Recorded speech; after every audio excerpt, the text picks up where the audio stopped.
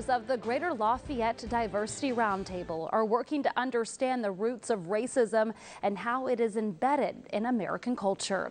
Good evening and thank you for tuning in to your Star City Late News. I'm Meredith Mitchell. Josh has the night off.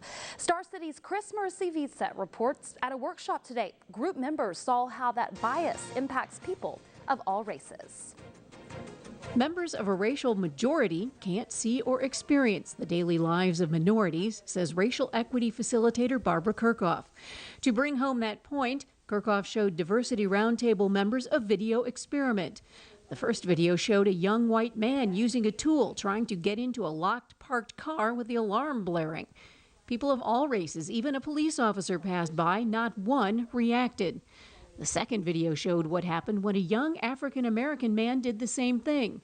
In 2 minutes, a police officer arrived, taser in hand, and the African-American man calmly complied when the officer ordered him to spread his arms and legs against a wall. More than anything, this series is meant to raise our awareness of all of those moments that we as white people don't have to do whatever that is in our day, that people of color do.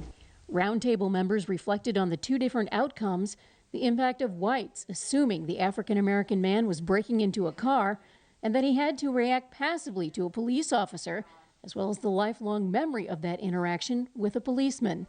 Kirchhoff says the U.S. has a long history of using police to control black bodies, but she asks who is not safe in public spaces, whites or blacks. Talk to a person of color and it's every day when they walk out the door.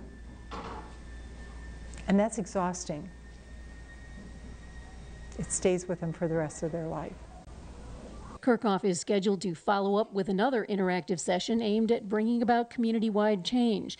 In the meantime, roundtable members say they plan to check their assumptions and motives with the goal of changing the way they react to others, including their own family members. Chris Moricevicza, Star City News. Find out more about local diversity initiatives, efforts to encourage inclusion, and resources at diversitytippecanoe.org.